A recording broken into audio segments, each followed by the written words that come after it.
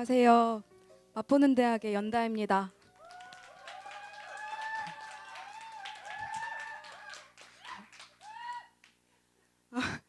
1989년 제가 이 세상에 처음 태어난 날 제가 처음으로 마주했던 것은 손천성 오타모반이라는 피부병이었습니다. 태어난 지 100일 만에 얼굴 왼뺨에 아주 작은 점이 하나 생겼는데 그냥 하룻밤을 자고 일어나면 커지고 둘째 밤을 자고 일어나면 커지고 자꾸 커지더니 이제 왼뺨의 3분의 1을 가릴 정도로 얼굴에 큰 점이 됐어요. 근데 그런 얼굴을 가지고 있으면서 지나다니면서 누구나 눈에 띄는 그런 얼굴이었는데 물론 친구들한테 놀림을 많이 받긴 했지만 제가 그래도 활달하게 자랄 수 있었던 건 제가 해남군 땅끝마을에 천신의 막내딸로 태어났기 때문입니다. 제가 자랐던 시골 동네는 아주 작은 마을이에요. 옆집 건너 옆집에 밥상에 어떤 반찬이 올라오는지도 다 알 정도로 서로의 속사정들을 속속들이 알고 있는 그런 작은 동네인데요. 그런 동네에서 살면서는 저는 그렇게 낯선 사람이 아니었어요. 그런데 대학에 입학하게 되면서 서울에 올라오게 됩니다. 해남에서 서울까지는 423.87km라는 물리적인 엄청난 거리가 있지만 사실 저는 그 거리보다 마음의 거리가 더 컸던 것 같아요. 그 이유는 제가 서울에 올라와서 그 피부병 수술을 하게 되는데 이제 한 달에 한 번씩 수술을 할 때마다 이제 얼굴에 인조 피부를 붙이고 이제 학교에 수업을 들으러 가요. 이제 그럴 때마다 그 하이힐 또각또각 신고 오는 그 여대생들 사이에서 굉장히 많이 위축되고 항상 나를 내가 소개해야 되는 그런 상황에 노출될 때마다 참 이 도시는 나에게 너무 낯설다 이런 인상들을 참 많이 받았던 것 같아요. 시간이 흘러서 저는 캠퍼스에서 우연히 운동장이라는 잡지를 찾아서 읽게 됐는데요.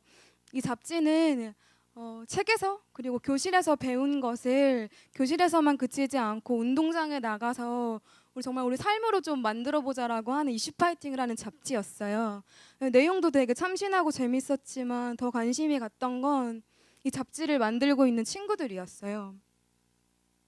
다 하나같이 되게 독특하게 생겼는데 이 친구들은 저에게 있는 모습 그대로도 괜찮다라는 위로와 격려를 많이 해준 친구들이었어요. 그렇게 조금씩 이 도시가 낯설지 않게 될 즈음에 한 사연을 듣게 되는데요.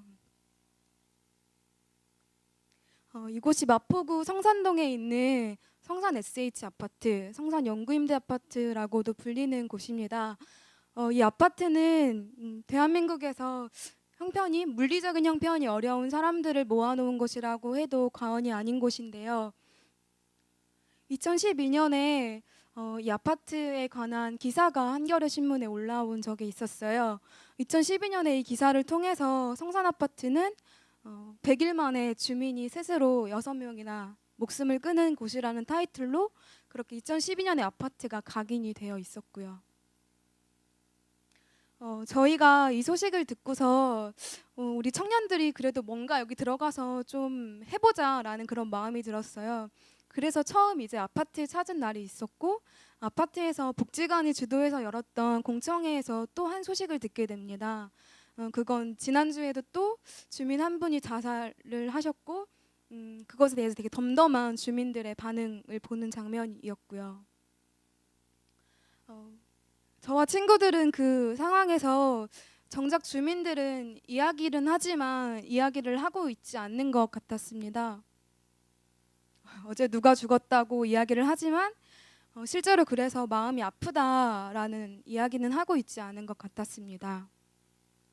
다시 돌아와 저희는 얘기하기 시작했어요.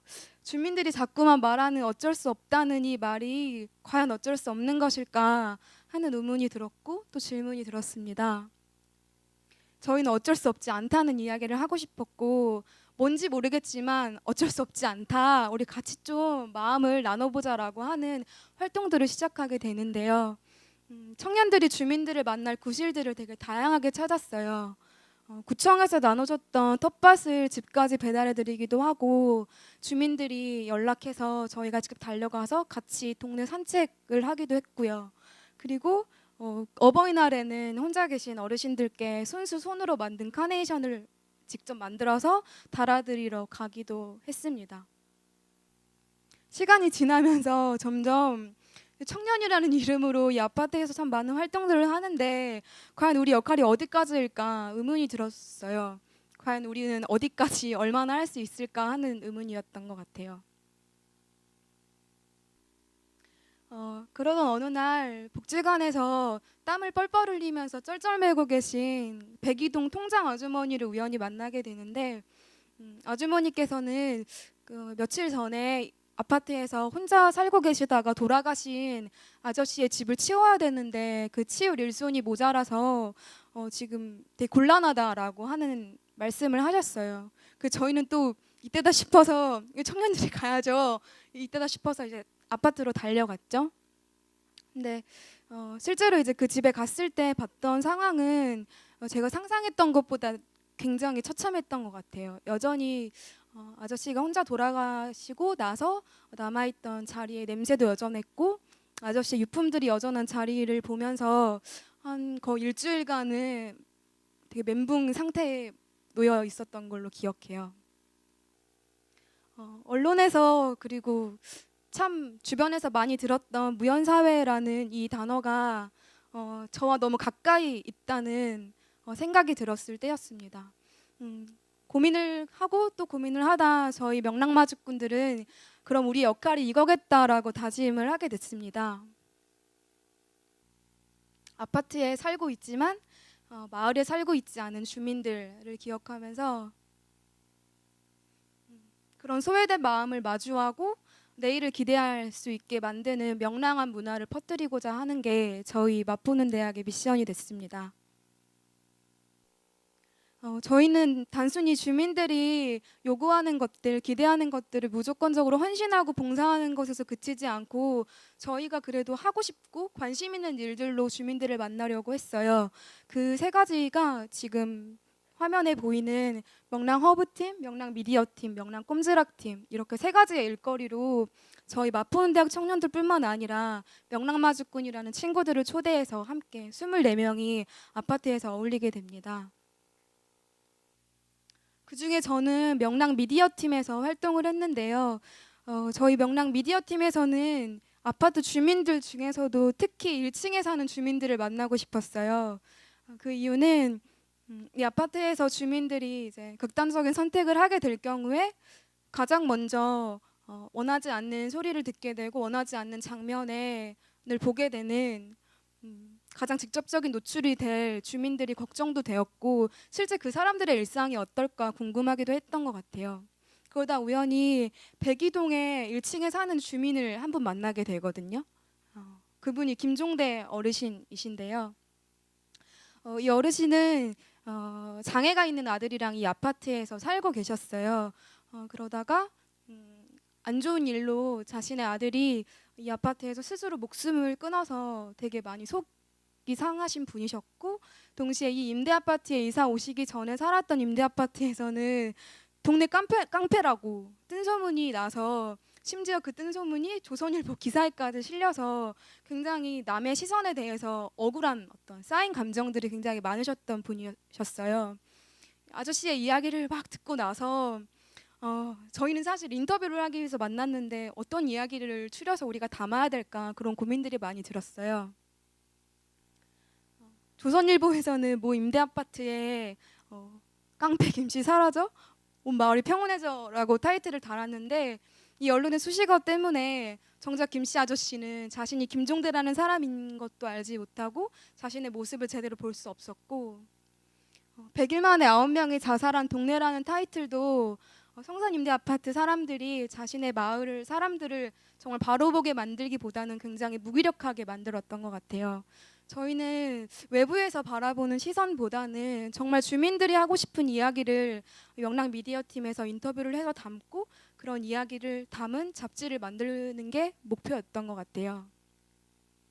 그렇게 성산아파트 편 마주 이야기라는 잡지가 제작이 돼요. 이제 보면 저 오른쪽에 김종대 어르신 인터뷰 한 것도 저희 잡지에 실려 있고요. 나중에 한번 꼭 보시길 바랄게요. 그렇게 저희가 여러 활동을 하고 이야기가 산적할 즈음에 더 겨울이 오기 전에 주민들이 더 따뜻하게 더 안녕히 잘 계시기를 바라는 마음으로 아파트에서 명랑 추모 문화제를 연 날이 있었습니다. 아파트를 한 바퀴 돌면서 주민들과 함께 길놀이를 하기도 하고 청년들이 주민들께 노래를 불러드리는 자리도 있었고 또 주민이 청년을 위해서 노래를 불러주는 자리도 있었습니다. 그리고 추운 겨울에 나무가 되게 왜소하게 서 있는데 명랑 꼼지락팀이 떴던 손뜨개로 나무도 따뜻하게 감싸주었습니다. 이 수많은 친구들이 저희와 함께 이 활동을 했던 친구들인데요. 서울뿐만 아니라 경기도에도 있고 다양한 곳곳 동네 마을에서 살고 있는 청년들이에요. 제가 이 친구들 중에서 특히 좀 기억에 남는 친구가 있다면 마포에 사는 혜성이라는 친구예요. 혜성이는 명랑 꼼지락팀에서 열심히 손뜨개를 붙이면서 주민들과 마주하기도 했고 특히 기억에 남는 것은 이 아파트의 청년 주민이라는 것인데요. 혜성이와 함께 내년 2014년에는 마포는대학 청년들이 함께 재미있고 또 의미있고 즐거운 일들을 함께 꾸려보려고 합니다. 여러분께 영상으로 혜성이를 소개할게요.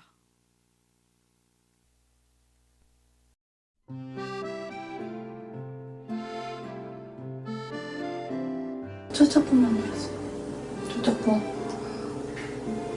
수영도 저는 좀 말리긴 해가지고 조금 그랬는데 우리 왜 그 나무에 닿았던 거 그거 마을 주민들끼리 어울려서 밥 먹고 한 바퀴 돌면서 영원 유료하고 그리고 또 꽃 뭐지? 꽃이 뭐지? 무슨 꽃이지? 국화 꽂아놓고 안녕히 가세요 하고 인사하고 그러니까 나는 거기 이사한 지 5, 6년밖에 안 됐는데 딱 이사한 딱 그 달부터 들려갔어. 들려서 지금은 죽었다 그러면 뭐 그냥 물 흐르듯이 그냥 가는 것 같아. 너무 익숙해져 버리니까는 사는 형편에 나가시면은 그거는 괜찮아. 살 수 있어. 살 수 있는데 이제 마음의 병을 못 고치면 또 죽겠지. 친구가 생기면 되지. 지금 나도 많은 친구들 만나고 힘내고 있는 거고. 우울증이 많이 왔었거든. 우울증이 굉장히 심했어. 죽으려고 생각할 정도로 약도 먹고 그랬는데 워낙 어렸을 때부터 왕따도 많이 겪었고 그래서 좀 그래도 그러니까 나는 그때가 처음이었어. 너의 친구 따라고 어울리는 게 생일이라고 축하해주고 케이크도 가져왔고 그리고 영상통화해서 또 많은 친구들하고 축하해주고 해서 너무 고마웠어. 친구도 있으니 희망이 생기니까 나도 이 친구들하고 같이 하면 살 수 있겠다. 희망이 생기니까 내가 뭘 할 수 있다는 거 나도 뭘 할 수 있다는 거 그거 언제 느껴? 지금 내가 질문에 답을 하고 있는 것도 그렇고 집에서 혼자 꼼질꼼질 거리는 것도 그렇고 나를 밝게 만들어준 사람. 왜냐면 내가 많이 아팠잖아. 아팠기 때문에 웃음이 없었어. 근데 다시 웃게 해준 사람들.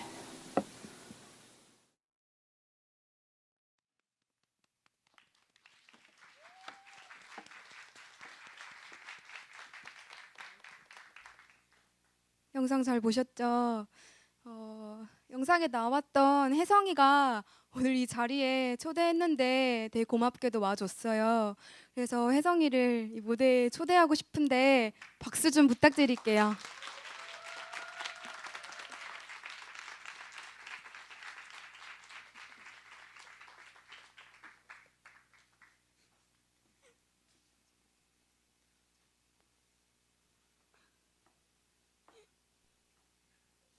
소영이에요, 여러분. 박수 좀.